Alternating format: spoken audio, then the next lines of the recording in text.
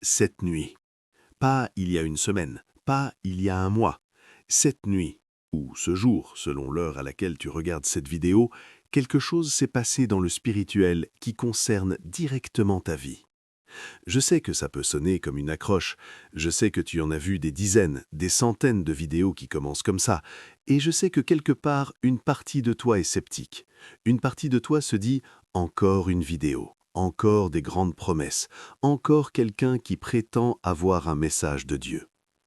Et cette partie de toi a raison d'être prudente, elle a appris à se protéger, elle a été déçue avant.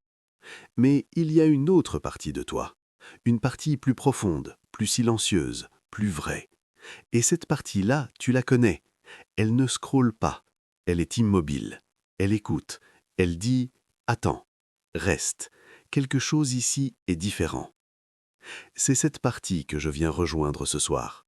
Parce que ce message n'est pas pour ta tête, il est pour cette partie profonde de toi qui a faim de quelque chose de réel, qui a soif d'une présence que le monde ne peut pas offrir, qui cherche depuis longtemps, parfois sans même savoir exactement ce qu'elle cherche.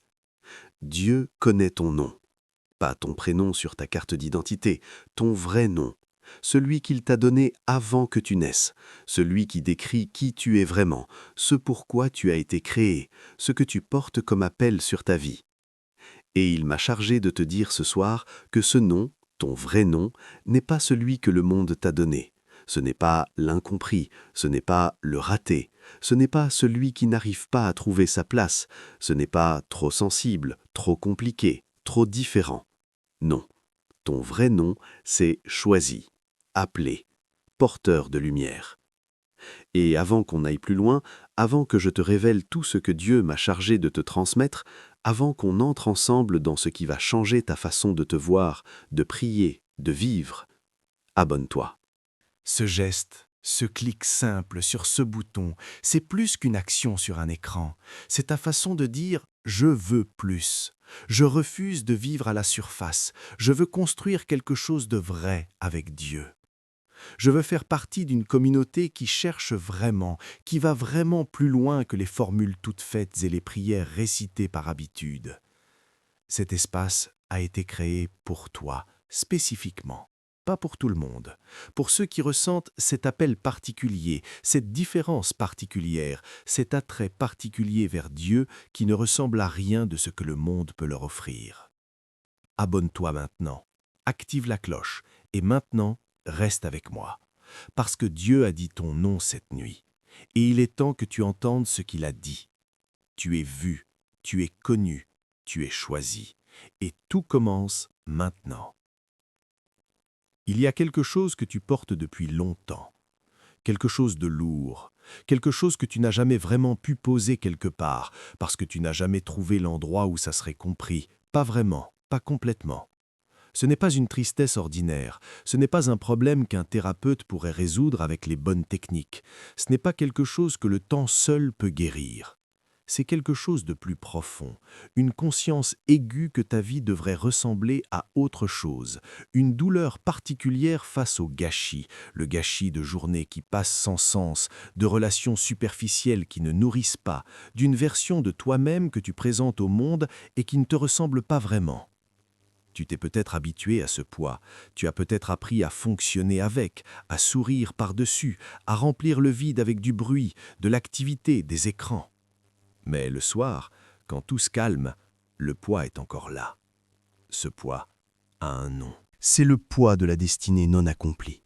C'est ce que ressent un être créé pour quelque chose de grand quand il vit en dessous de ce pourquoi il a été conçu. Ce n'est pas une malédiction, c'est un signal. Un signal qui dit « tu n'es pas à ta place encore, mais ta place existe et Dieu la connaît ». Ce soir, on commence le chemin vers cette place. Il y a eu une nuit dans ta vie, peut-être plusieurs, mais il y en a une en particulier. Une nuit où tu n'arrivais pas à dormir et tu ne savais pas vraiment pourquoi. Une nuit où tu t'es retrouvé seul avec toi-même d'une façon qui était différente des autres nuits. Pas juste l'insomnie ordinaire, quelque chose de plus vif, comme si une lumière s'était allumée dans un couloir sombre et que tu ne savais pas encore où ce couloir menait. Peut-être tu as pleuré cette nuit-là. Peut-être tu as prié, maladroitement, dans des mots qui ne ressemblaient à aucune prière apprise. Peut-être tu as juste regardé le plafond en sentant que quelque chose devait changer, mais sans savoir quoi ni comment. Cette nuit-là n'était pas ordinaire. Dieu était dans cette nuit. Il est dans les nuits de lutte, il est dans les nuits de questions. Genèse 32 parle de Jacob qui lutte toute la nuit avec Dieu et qui repart au matin avec une blessure et une bénédiction. Les deux en même temps. Parce que les rencontres vraies avec Dieu ne laissent pas indemnes. Elles marquent, elles transforment. Ta nuit difficile, celle dont tu te souviens, était une lutte, pas contre Dieu, avec Dieu. Il était là, présent, attendant que tu te retournes vers lui. Et quelque chose en toi s'est retourné. Peut-être juste un peu, peut-être juste une fraction, mais ce mouvement minuscule, ce premier millimètre vers lui, il l'a vu. Il l'a compté, il l'a gardé.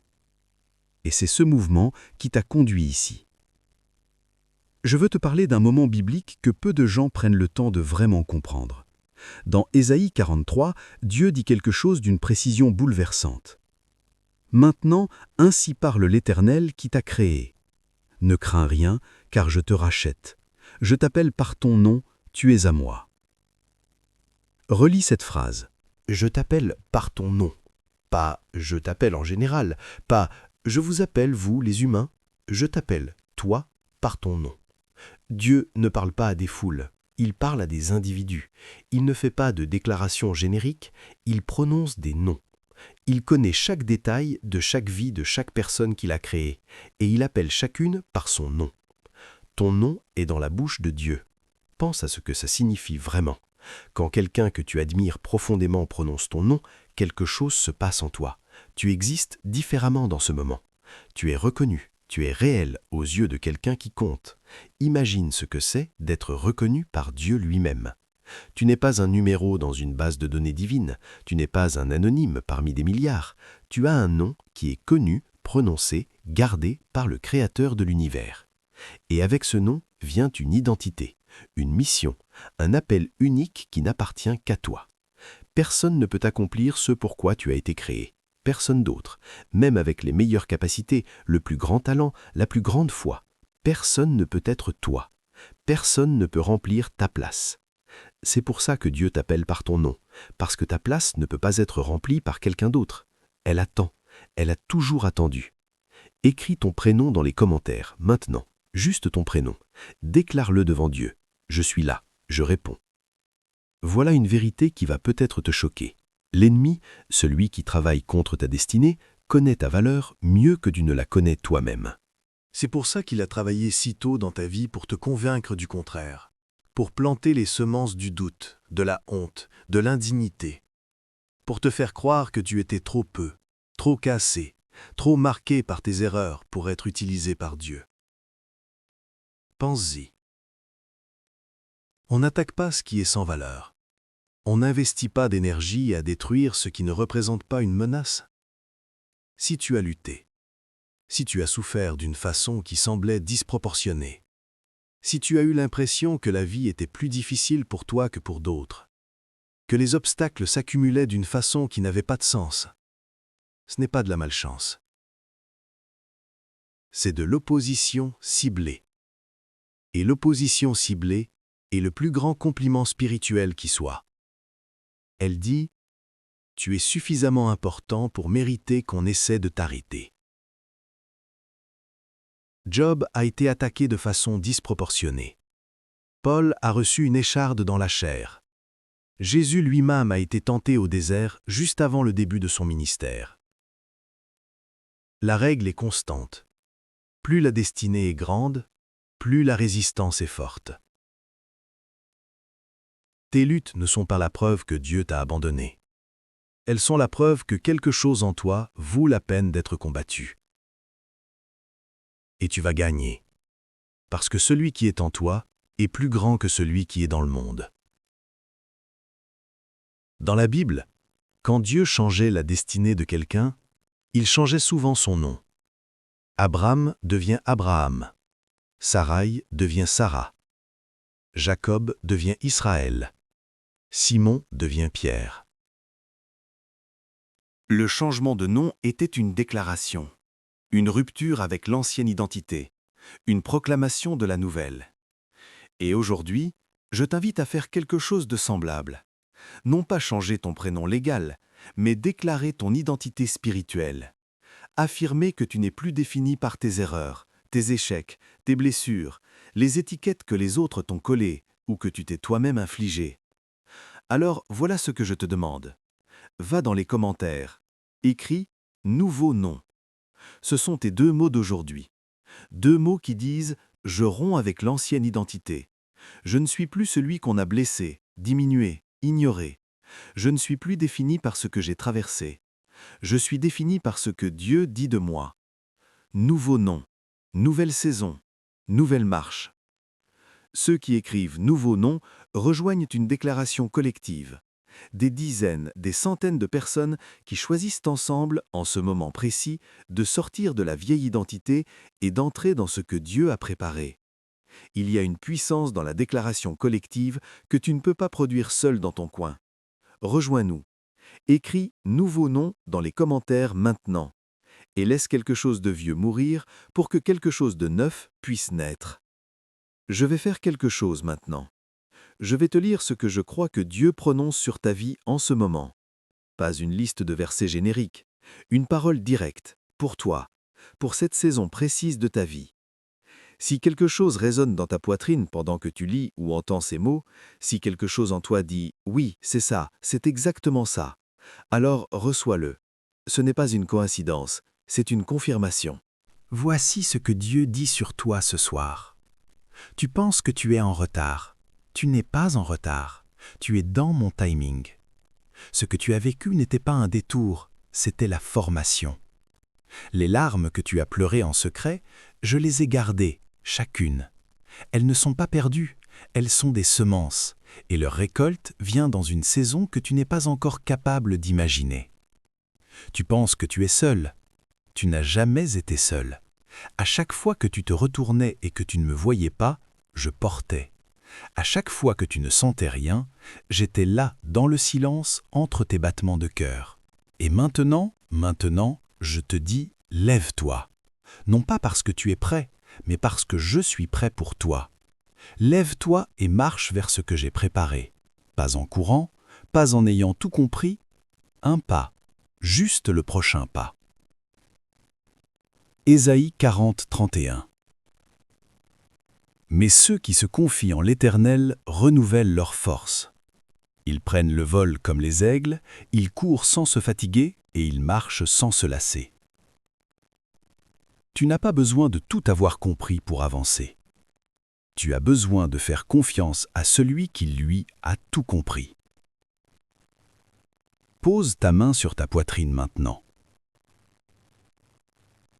Et dis à voix haute, « Je ne suis pas en retard, je suis dans son timing, je me lève. » Le retournement est réel. Et je crois, je le dis avec tout ce que je suis, que tu es à l'entrée d'une saison de retournement. Les signes sont là. Tu n'es pas tombé sur cette vidéo par accident à cette heure précise. Tu n'as pas ressenti ce que tu ressens depuis ces dernières semaines par accident. Quelque chose se prépare, quelque chose arrive. Mais le retournement demande une coopération de ta part. Il demande que tu lâches le récit de la victime, que tu poses le fardeau de la rancœur, que tu ouvres les mains au lieu de t'agripper à ce qui était.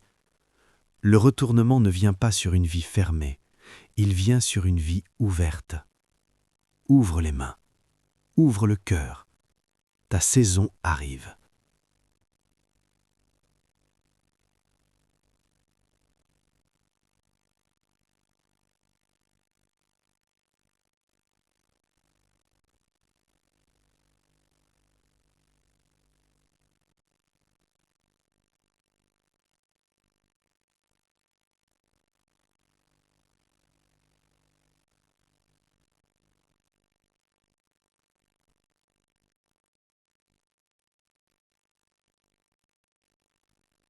Pas une émotion qui passera demain matin.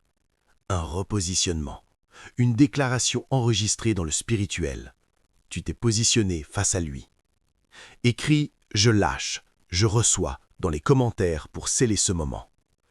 Cette vidéo se termine, mais quelque chose, en toi, vient de commencer. Tu n'es plus exactement la même personne qu'au moment où tu as appuyé sur Play. Quelque chose a bougé, quelque chose s'est ouvert. Et même si tu ne le ressens pas encore pleinement dans ton corps, dans tes émotions, fais confiance au processus. Les plus grands changements dans une vie ne commencent pas avec un tremblement de terre. Ils commencent avec un oui silencieux, avec une main posée sur la poitrine, avec 2 mots écrits dans les commentaires d'une vidéo un soir. Ce n'est pas une fin, c'est le premier jour de quelque chose. Dans la prochaine vidéo, on va parler de comment rester connecté à Dieu quand la vie fait du bruit, comment maintenir cet état d'éveil spirituel quand le quotidien reprend ses droits, comment ne pas perdre ce que tu viens de recevoir. Abonne-toi pour être là. Partage cette vidéo avec une personne qui a besoin de l'entendre ce soir. Et souviens-toi, grave ces mots dans ta poitrine pour toujours. Tu es vu, tu es connu, tu es choisi, et ton histoire n'est pas terminée. À très bientôt. Abonne-toi pour être là quand elle sort. Partage cette vidéo avec quelqu'un qui a besoin d'entendre son vrai nom ce soir. Et souviens-toi, pour toujours, tu es vu, tu es connu. Dieu a dit ton nom, et ce nom est choisi. À très bientôt.